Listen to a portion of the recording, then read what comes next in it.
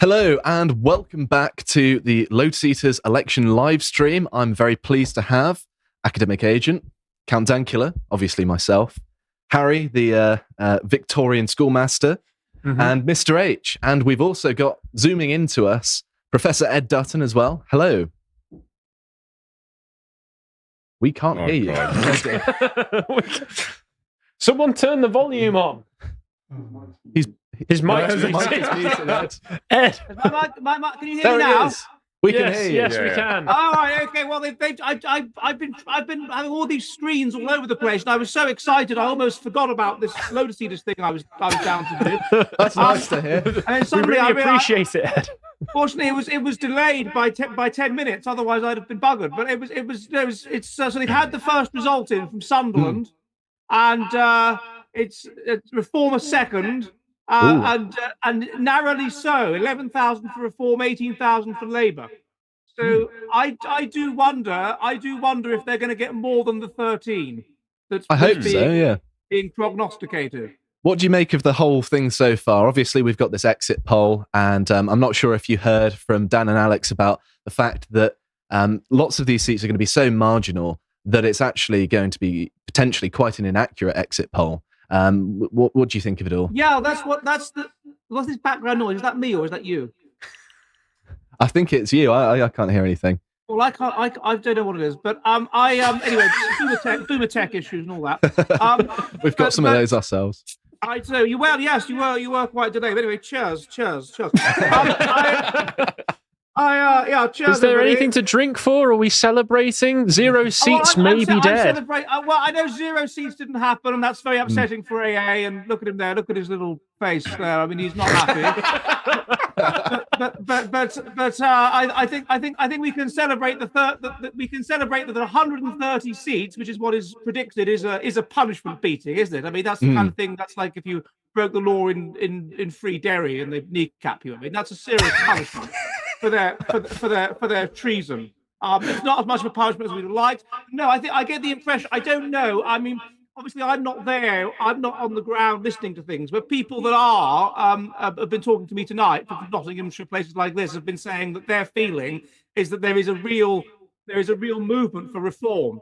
And people that have been contacting me, it would never have occurred to me they'd vote anything other than Labour. Talking to people in deepest Hartlepool and places like this.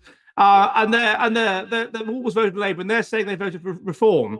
And so I suppose if these people that never normally bother to vote registered for the Brexit vote and then didn't bother to vote after that, then perhaps the consequence is that they'll think, oh yeah, I'll go out and vote for Nigel. I suspect it may be more 13 seats.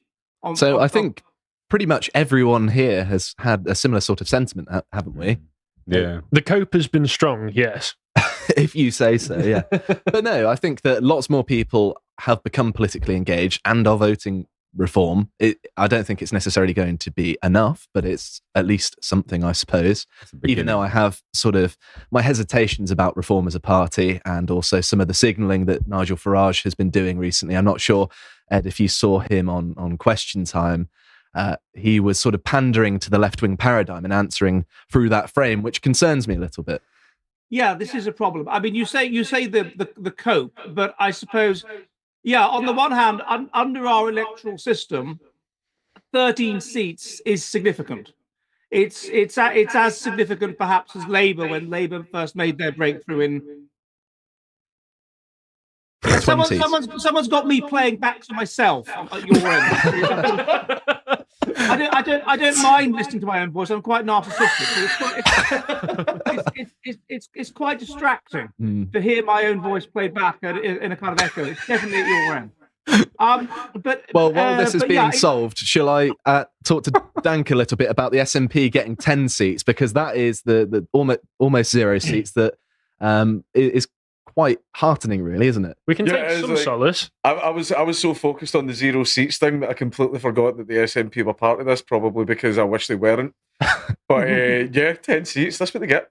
That's what they get. They've been absolutely terrible. They're fake nationalists. They don't actually want nationalism for Scotland. They're more concerned about having 40-year-old men in dresses getting changed in front of your 5-year-olds. Like, that's what they would much rather have. They're a pain in the arse, and I'm glad they're gone. I've just realised you've been stitched up because you've got the SNP behind you there. I did the seats there. Honestly, he looks like the crypt keeper, doesn't he, man? He does look imposing, doesn't he? Yeah. In a sort of BBC kind of way, if you know what I mean. But are you able to hear yourself think now, Ed? Are you playing back to yourself? Yeah. Okay, yeah, great. I can. Something.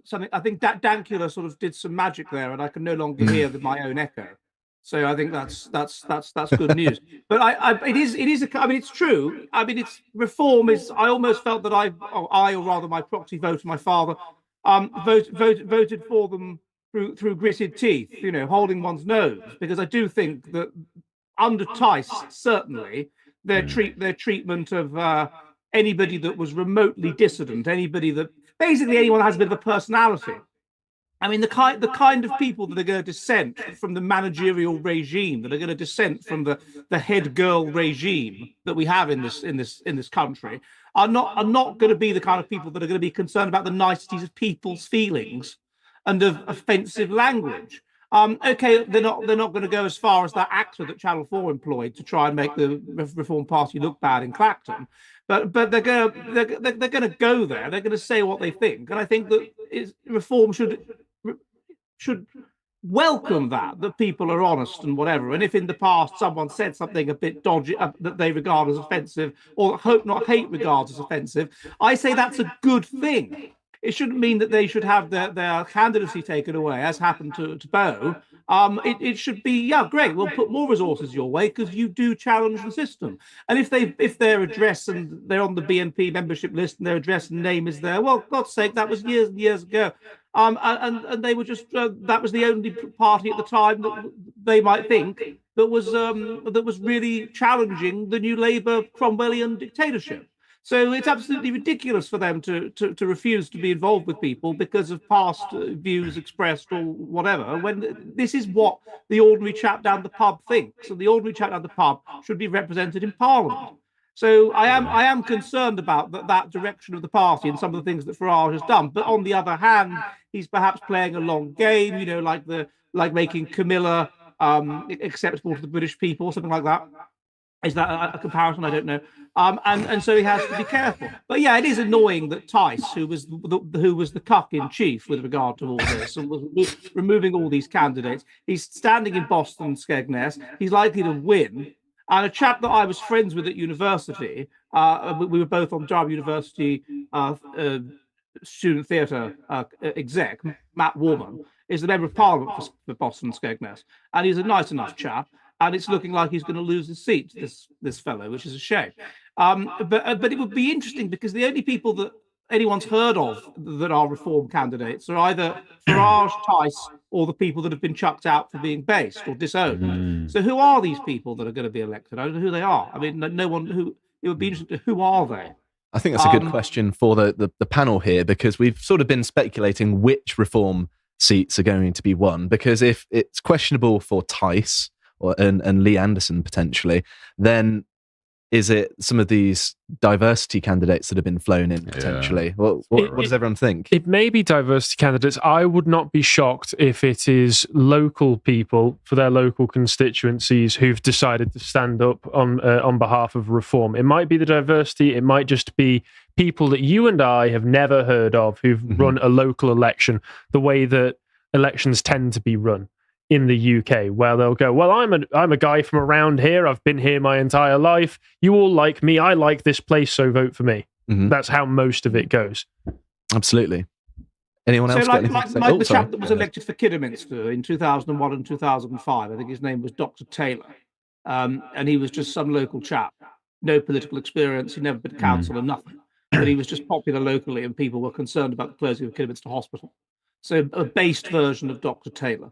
Perhaps I wouldn't be shocked if a lot of people who are upset with the system right now have signed up for or decided to stand for reform, and whether they're based or not is going to be questionable. But if they are based, they just won't have done anything as public as our Beau did to get themselves kicked out of the party. Well, Beau is a sort of public figure. Well, yes, I'm aware. Yeah. I work with him. You've heard of him before, right? Yeah. Beau, who's that? No, I reckon it will be diversity candidates. 100% it will be, because yeah, like it'll be sectarian politics. That's what they've done. They've just voted on block. So, I would be willing to put money sure. that there is going to be a Sikh for reform that has got a seat. 100%. One of the strange ironies of this election, looking at the analysis the boys did just now about who's losing their seat and who's keeping their seats, because of the Cameronite diversity tactics, we're going to end up where all the right-wing parties are basically non-white, and Labour are, as far as I can see, they're all straight white people with families, like the entire front bench, and David Lammy. I don't know if he's going to keep the seat. There's a kind of strange irony to that. I hope he does, because I'd love to see him going to meet Donald Trump in the United States. Fantastic. Now, I am pretty upset about the I wanted 60 seats for Tories. Realistically. Well, I mean, if you looked at the projections before, the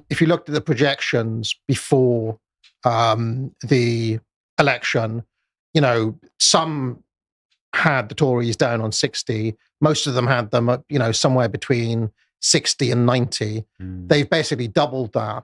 And that is because we are up against a force which is stronger than the accumulated wisdom of 3,000 years of Western civilization. And that force is the selfishness of boomers. That's essentially what we're up against. The selfishness, so they could have another couple of years of, quadruple, quintuple, golden handshake pensions. I thought you were going to say bypasses. There. I mean, they can't get those under the NHS. I get to live rather than dying at 80, I'm now going to get to live until 90, just so I can, scoff at the trough one last time. Bomb about on a few more cruises. I mean, it's just, it's incredible. They're not content with destroying all of society. Now they scupper 0 seats as well. But tomorrow is the grey dawn, is what you're saying. See, it's the boomer grey dawn. I would, if the exit day polls will come. I'm just saying. Slip that in there. I would say, from my own experience, I would put this down to 3 things. One is that. 2 is people getting second thoughts when they get into the voting booth and thinking this whole, because I have heard my own parents and other people their age saying, well, don't you think reform is just a vote for Labour in disguise? There will be a lot of that. And 3rd, I do think possibly that Hitchin's fear campaign over the past few weeks might have had something to do with it, with the Daily Mail readers. A few people who I regard as very sensible and reasonable and intelligent and perceptive of these things have voted Conservative, arguing that basically reform it's a personality cult. It's not good to have essentially a personality cult. And those are the sorts of points that Hitchin's been hitting as well. Well, I mean, I said earlier on, however many hours ago, 7:00 was. That I was worried that the Boris blitzkrieg at the, in the last week has been effective, just because anecdotally, I know, just like Ed, several people who may be boomers, who basically are... And some of them, I'm sure, are fine people. Very few. I also happened to be speaking last night to a well-known historian, let's just say, who was giving me all of the Hitchins lines, basically arguing, I won't name any names, but you can use your imagination. It wasn't Mary Beard. Well, I know who that historian is, and that upsets me. And the basic wisdom is: look, this is an old institution. Don't burn it down. Take it over. Absolutely, Farage using the Chesterton's fence. Farage has no ideas. At least with yes, they've lost their way, but. Just like when the Thatcherites took over from the Keynesians, so too the based revolution can come within the Conservative Party. And I'm just sitting there thinking, like, have you met Alicia Kearns? Or do you realize what you're up against here? Because it's not 1974 anymore. I can say the change is only going to come about after they learn an extremely harsh lesson, like once they've been utterly destroyed. Spare the rod, spoil the Tory. That man, they're not going to change unless they get taught a lesson. Can I interject there? So that's interesting. So what you say about the change and being taught a lesson, because I was thinking about this, that in '97, which was the first time I stayed up this late for 16 years old I was, doing my GCSEs, yeah. And they 5 stars. And they were taught a lesson. I mean, it was a severely traumatizing thing for the Conservative Party. They'd gone from Thatcher and being in power for 18 years to suddenly this collapse. And I was thinking earlier, and I was saying on my own show, it was almost autistic. It was almost like they thought to themselves, what the hell has happened here? How the hell do these people manage to have friends and be popular and be invited to the birthday parties, and we don't? We better do what is called masking. We better imitate them. And apparently with autistics, this is very, very unpleasant. It's exhausting. They're doing things they instinctively want to do. They end up losing a sense of self and sort of wondering who they are. They end up with a sense of despair and not knowing who they are anymore. But they do this masking, this pretending to be something they're not in order to fit in. But it never quite works because they get it a bit wrong. So it's obviously false. And then by the time they finally break free of that or whatever, then they don't really know who they are. And I wonder if that happened with the Conservative Party. The Conservative Party thought, oh my God, we must just become exactly like New Labour, which they did. And then they got into power, and they get into power, and then they're basically exhausted and they don't really know what to do. And you've got to have a certain degree of sort of gumption and let's get on with it. Let's tear down everything New Labour did. Let's have an act of oblivion like they did after Cromwell. But there wasn't the energy to do that. They were exhausted. They'd sold themselves out. And so they didn't do anything. I wonder if that was the effect. It was such a terrible thing to realise that the whole country has gone mad, which it had, and is Princess Diana and crying in the street and all this nonsense.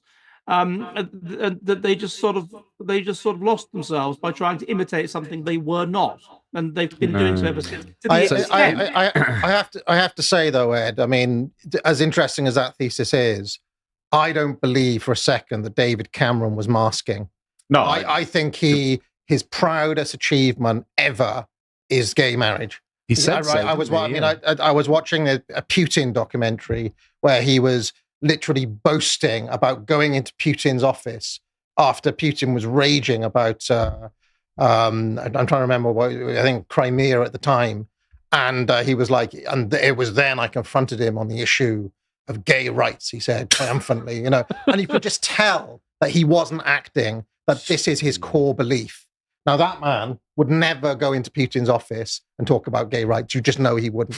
But David Cameron. So I have the view that the Tories are the true believers, and they actually internalized the wrong lesson from New Labour.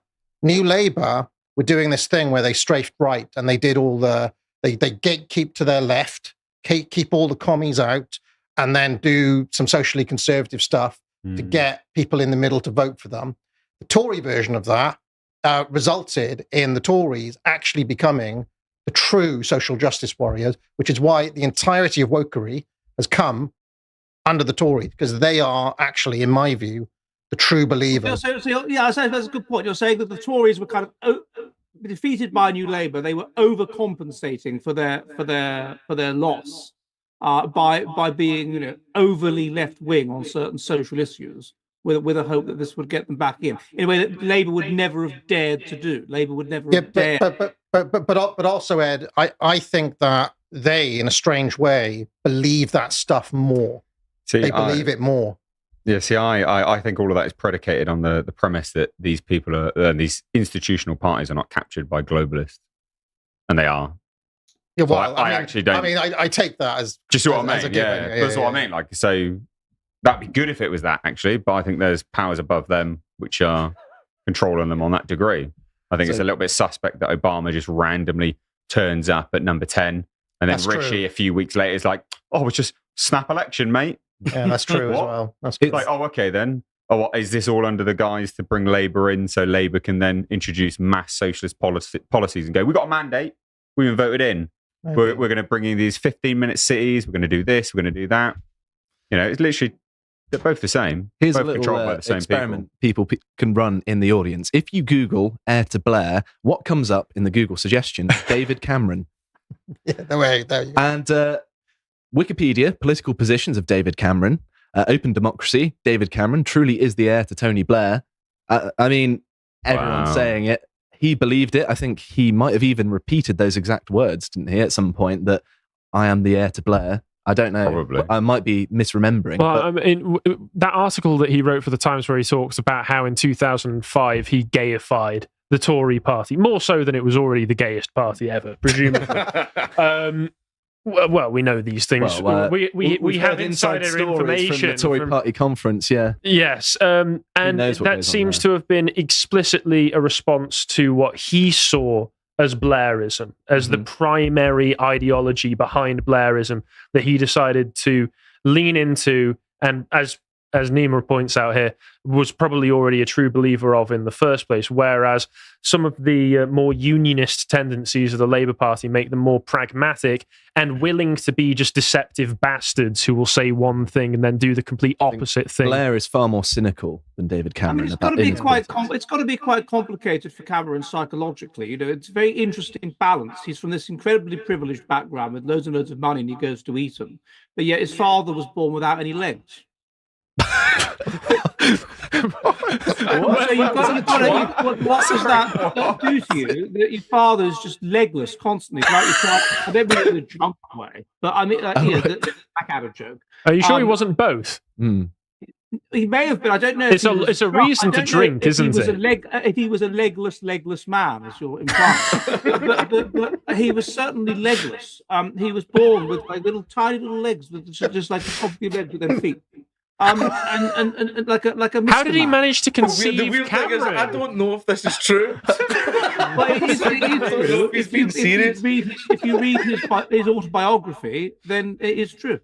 So his father was like a Mr. Man, like. I don't mean that he had arms sticking out of his head like that. I mean, he had a torso, but then he didn't have any legs. So that's bound to develop. It's bound to influence the way in which a chap learns to think, even if they are very. That is a very astute point, actually. That yes, if he has. Wait, this makes him more likely to favour gay marriage somehow. Yes. You see, I don't have a lot of trouble believing that people from those kind of Etonian backgrounds are kind of, might be into the idea of gay marriage. Well, no, I certainly don't disagree with it. How much of this has to do with the psychological effects of being forced by fellow Etonians to sodomize a pig's head? That was alleged, sodomize yes. a pig's head, and while he's sodomizing the pig's head, they're all starting going, ha ha ha, your dad hasn't got any legs. It's a double psychological humiliation ritual that truly would leave scars on a man. How can you sodomize a pig's head anyway? A pig doesn't penis. Listen, it's the Tories. They'll find a way to sodomize anything. By a pig's head. Get it right. I've been saying that for a long time. Everyone gets it wrong. How can you sodomize a pig's head? You'd have to ask David. I don't know. He found a way. Whatsoever of pigs. People just need to learn pigs anatomy, don't they? Hey? Clearly, you're both far more familiar with how you sodomize a pig than I am. This is cutting-edge political commentary here tonight. Do you ever get those moments where you think, how did I manage to get here? What's happening? This is how Ed casts a spell on us all. Surreal moment, isn't it? Sodomizing pig heads. But Right, on a more... The point is you can't sodomize a pig's head. On a more serious note, though, how much of political action do you think is actually motivated by the fact that they have a lot of sexual blackmail against one another? Oh, yeah, probably not. According to there was a chap about 20 years ago, they made some documentary about Parliament, and they interviewed a former Conservative whip, and he made some light-hearted remark. So you can put a bit of pressure on them if they've been having an affair, or if they like young boys. And he just said this as a throwaway remark. But of course, it turned out to be entirely true that there were people exactly like that. Operating within Parliament, so it's very useful to, and that's what whips do. They keep all the information on people, and of course, you're a high status man. Women are all over you. You're going to have affairs. When we were kids, if they came out, you had to resign. If John Major's affair with Edwina Currier come out while he was a junior minister, that would have been the end of his career. It's not something I would do now.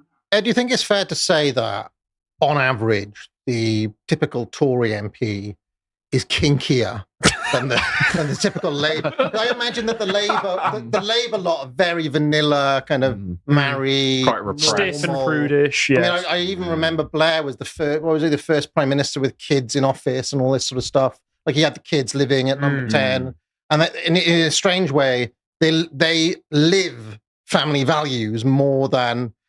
I mean, even Angela Rayner is pretty trad compared to some of the characters. She's normal trad. And I do. I mean, there is a serious point here. It is very trad in Cheshire to have a drop out of school and have a child at 16. Yes. No, not in Cheshire. Well, in certain towns in Cheshire, yes. Well, I don't know. Like in the 11th century, that would have been very common to have a kid. Change the subject. I suppose Conservative MPs are more likely to have affairs because they're less likely to be ugly bastards. They're less likely to be short. They're less likely to just be ghastly, bitter, unpleasant men. They are more likely to not have legs, though. No, that was the Conservative MP's father. Okay. Although Sorry. I suppose if you go back a generation or two, then the Labour MPs are going to be down the mines and whatever during the war, and the Conservative MPs are going to be actually fighting in the war, more likely to have their legs blown off. So, in that sense, full circle. Yes. I think there was some MP in the 50s that had tin legs. So I think we're going to have to cut to some comments on the stream, and I think that means that we're going to have to say farewell, Ed. But thank you very much for calling in. Pleasure you can stay for the comments, apparently. Yeah, why do you have to kick him off for the comments? Oh, I'm just doing what I'm told, all right. But okay, so the Adolf Eichmann defense now. just another thing we share. I had to say it. I'm sorry. This isn't going on YouTube. I don't care. I tried to find you on YouTube and I couldn't find you, so I went on Rumble and I found. That's the place to look. Yeah, we're doing numbers on Rumble. To be fair, there was 30,000 watching. Oh, that's great. If you're watching on Rumble, well done. Thank you very much. And on the website, of course. So we've got a comment from King Sunju says for $5. Since Peter Hitchens is the patron saint of lost causes, is it actually a good thing that he's supporting the Tories? What he won for the first time in his entire life. He won. I mean, he's still got a majority, so he's not won, but... Well, they've got better than they perhaps expected, I also think that Peter Hitchens has completed his Denethor arc now, hasn't he? Like, he's opened the gates to the orcs, he's let them all in. But anyway, the Faroese guy. Greetings from up north. I will drink a glass of whiskey for the death of the Tories. P.S. Harry, that Faroe Islands is much better than Ireland. Thanks. There you go, also, Harry. that was a bit of a premature glass, I'm sorry to say. A name there's no way I'm going to pronounce. What are Nigel Farage's chances at reversing the damage done by Blair regarding the central bank and the Home Office? Well, pretty much zero, considering he's not in office. Seems like the whole regime would move to remove him, like Truss. That I presume you mean in, say, 2029. And yes, he's obviously got his work cut out. Even if he does get into office, which isn't a certainty, it's going to be very difficult for him, isn't it, once he gets in there, because of all of the state apparatus working against him. It's going to basically be Farage and Reform against the world, I think, because all of the civil service, the Bank of England, they're going to have schemes pre-prepared to basically screw him over, aren't they? Just close ranks. Re24 says, good luck getting through the Brit bongs. Try not to collapse into the sea. Love your superior American brothers. P.S. Our guns are bigger. It's treason day today, isn't it? That's true. It's treason day today, which is we should point out what a mistake. It's not going well for them with their treason, is it? I mean, they've got a senile man in charge. It was about to be replaced by a diversity hire. So I hope they're realizing what a stupid mistake they made. It's better off sticking with us. But King George wasn't the so bad, Tories was he? in power then as well? Or was it the Whigs? Lord North, yes, the Whigs, yes, I think. yes. I think we Lord need to North was add Tory. that to the list of Tory failures. The loss of the American colony. This affected the election, everyone. I'm pretty sure Lord North was a Tory. Yeah, that's another thing they do. 0 seats because they lost the colonies. 0 seats for 0 colonies. Come on, That's let's right. do the road Twice tour, the over. repeal of the Corn Laws, the expansion of the franchise. Each one of these was a Tory. Gay marriage, leaving America. I mean, it's just everything. Giving away the empire under Churchill and Macmillan. Well, To be fair, getting rid of India was good. Was it? Was it though? In the long run, they're all coming over here now. It was, yeah. They're all coming over here now. Our sanitation systems have thrived since we got rid of India. Well, they're actually getting worse. That's true. As a Texan that just finished a 7-mile hike Well, while no, but they're listening to very the good at stream. sanitation in India because they have the sweeper caste, and their sole job is to take away all the excrement and stuff. Yeah, that's like it's like painting the fourth bridge, isn't it? There's no end to it. The Indians know how to deal with sewage. That you have the sewage caste, and if you go to India, you find that they cover their faces even in the day because if they look at you, then you can become impure. But pivotally, Ed, not Rishi Sunak. He's had a sewage crisis. While he was No, Rishi Sunak is a high caste. Rishi Sunak is a Brahmin, so he would do something else. Mm-hmm. So we Ruin the parachute country, in a shit Indian for Prime Minister next. And he'll clean it up. He'll Their sweep sole this country job, up. it would be their sole job would be to deal with the sewerage, and then there'd be no problems in Devon or Cloverley or wherever you go on holiday. You'd be fine. I grew up in Devon. As a Texan that just finished a 7-mile hike while listening to the stream, it's not 42 C. It is 104 freedom degrees. Yes, no one cares about your temperature system. And remember, kids, winners don't do drugs and they don't F their cousins. I don't know what that's in reference to. Where did that come from? I suppose good for you. What an odd thing for a person from the south to say. EC was here. Sorry, produced Eric Clapton. It remains my favourite part of the UK. Yeah, Eric Clapton is pretty good. I'll give you that. Fan of Powell?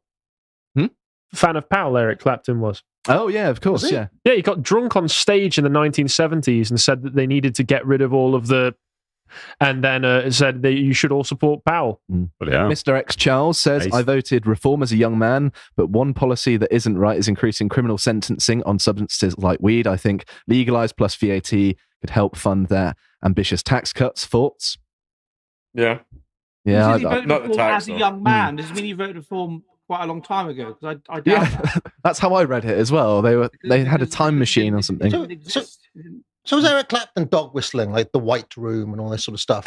He might have been. possible. I'll tell you, when he made that speech on stage, he wasn't dog whistling.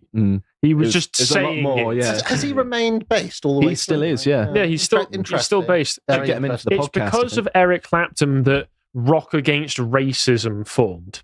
Did it? Yeah, What? Wow. because members of the Specials and other shit-lib Boo. reggae bands were in the audience at What, the time. against Eric Clapton? I genuinely didn't know this. Genuinely, Sorry. it formed against Eric Clapton. It was seen as quite a notorious moment in music. Yeah. To be honest, yeah. I didn't know that. So how is he allowed to continue being like Eric Clapton? See, when Because you're he that played- good. He's just a really good guitarist. Yeah, Eric Clapton. Yeah. I mean, why is Morrissey still allowed to release music? And he slept with George Harrison's wife. If you're very, very good at something, then you're given a moral pass, like Michael Jackson. I see. So growling. if you're really, really good at music, then the fact that you're abusing kids or whatever is overlooked, and they still play Michael Jackson on the radio. Can't defame the dead, remember? But yes, I'm going to carry on with some more comments. Anything less than... Remember, it doesn't matter if you're black or white. I just saw Dan's head only with no body. That's quite horrifying. Is he, Wouldn't wish that is on he God. haunting the system He's now? haunting- Where is he? Where's Dan? Is he in the room at the minute? So, a name I can't pronounce. Anything less than 100 seats for the Tories is a win. Well, too bad. Next time around, they'll be in the dirt with Labour digging their own grave right next to them. Hopefully, I Fingers don't crossed. have that level of optimism.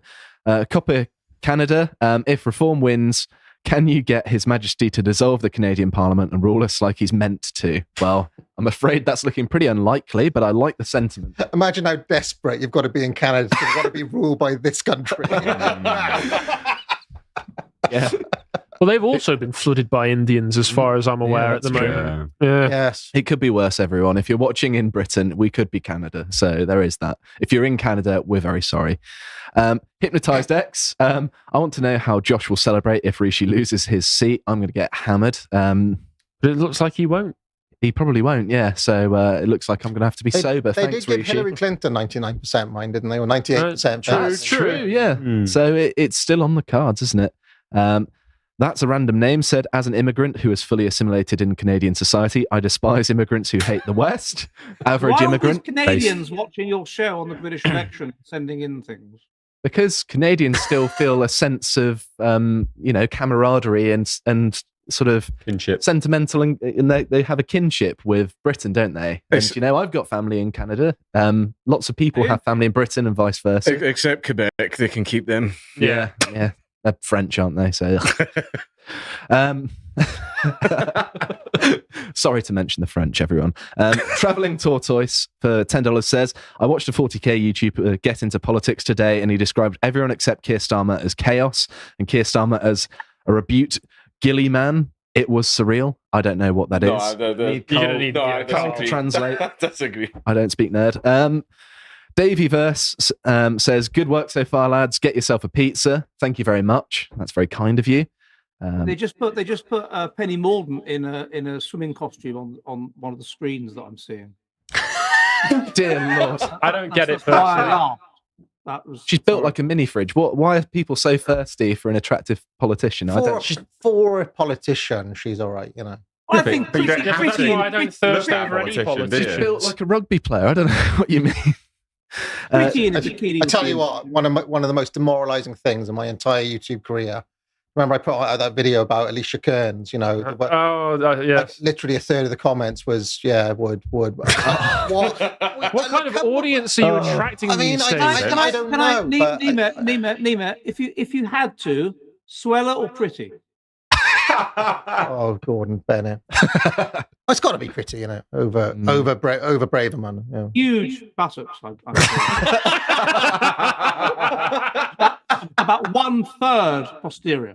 I think that's actually accurate. She's got a pretty face, and Braverman doesn't. She's got marsupial physiognomy, hasn't she? True. The last Russian says the puzzle. Just look a bit inbred. The puzzle vote idea is missing a trick. It should ask how you would feel if you didn't have breakfast that morning. Yeah, I want to see more questions like that. I want to see when you vote, if you hear a beeping in your house, how do you make it stop? Do you even notice it? Have you heard of what a smoke alarm is? If we did that, we'd be so back, wouldn't we? Ask them to rate flavors of cornstarch. Do you wash your chicken? Yeah. If all of these questions were on the ballot, we would be in some sort of utopia right now. So, not another anime avatar says Rishi, in quotation marks, soon. I don't really understand, but I've read it now. Well, it's a reference to the meaning of the word rishi. So, right. A rishi is a kind of like a Hindu saint or holy man that comes to rescue a situation. Oh, well, that's Together, That's maybe. not very appropriate. Any is it? knowledge of Hinduism, you'd understand that. But, I don't have any. I deliberately don't. Yeah. My What a wolves, flex. my wolves speak Hindi, so I feel like that's enough. We Pilot says disenfranchised 28-year-old Zuma was offered reform candidate for Exeter. Yeah, good luck winning in Exeter. It is the arsehole of Devon. Declined the offer as I didn't like Tice. Next day, Farage came back and we now have a paper candidate. Sorry, folks. Oh, well, I mean, that sucks, but you never would have won in Exeter. They've been traitors for 2,000 years, and I hate them with every fibre of my being. Good judgment as well under Tyson. In That's true, 1997, famously, they voted in a homosexual, openly homosexual doctor who was the candidate. And then there was the Conservative candidate, and his whole campaign was don't vote for a gay. And he lost. How the times have changed, eh? Mr. Bro for 0 seats says Irish citizens who live in Northern Ireland can vote because of the Good Friday Agreement. If you're born in Northern Ireland, you are eligible for a British passport or Irish or both. So that answers our question from the previous hour about how the Irish can vote in our elections. So DMLR31 says, hello, I am writing a dissertation on the future political implications of graphene tech. Something you don't really hear about is the BRICS group, which bans China, Brazil, India, UAE, Russia, and more. I've heard a lot about bricks. I've not heard so much about graphene, to be honest. My understanding is members of certain ex-empire countries can also vote in our elections if they live in the country, like if they're Kenyan, for example, in the election. It's absurd rules. Absolutely very bizarre, isn't it? So that's a random name again. Says, ignore the haters, Dan. Despite your presentation running as well as the NHS, I think that if we inject another billion or two, it might get the audio to work. That or a few million ethnic enrichers. And there are some more comments here. Liam Hayward says, thank you all for the coverage. This is the best part of the show so far. Shout out to Adam and Tom, those bigoted old oafs. There we go. I don't know who Adam and Tom are, but probably people you know. And Based Ape says, locking in my prediction now, exit polls are a mirage similar to the Trump victory in 2016. People who voted reform won't tell the pollsters. The actual result will have many more reform seats. That's true. They're not telling the pollsters. Wait, no, that's bollocks. They're not telling the pollsters. They're being given an election card which they fill in and put in a ballot box. So they're not verbally telling the pollsters anything. So it's Copa. Scooty of Boot says, hey folks, been a big fan since Sargon owns Anita with Facts and Logic days. I was wondering what you guys think of Andrew Bridgen since he split the vote even further in my constituency. I don't trust him, is my opinion. What does everyone else think? Everyone's very tight-lipped. He needs to figure out how to button up his tops. I can't comment on Bridgen, I'm afraid. Okay. What do you think, Ed? I don't know who he is. Okay, fair enough. Well, that answers that then, I suppose. The Last Russian, 30k. That's watching on Rumble, I presume. Thank you for pointing that out. Vas Bettens Zerketzen. I hope that's not a rude thing in another language. I shouldn't have read that. Happy 0 seats, guys. Have you been watching that Orban is up to? He picked up the presidency of the EU Council, then showed up to Kiev, and now is rumoured to travel to Moscow tomorrow. That is interesting, actually. Okay, I've been told to wrap it up. So thank you very much, Ed, for tuning in. And obviously, it's been a pleasure as well. I've really enjoyed this. And thank you to everyone on the panel. And thank you to everyone who's commented. Thank you to everyone watching. Blimey, I've got so many thank yous to get through. But we're not over yet. The night is still young. I think we've got a good 6 hours left. And so stay in there. Keep on watching. We're going to go for a short break. And we'll be back with you shortly.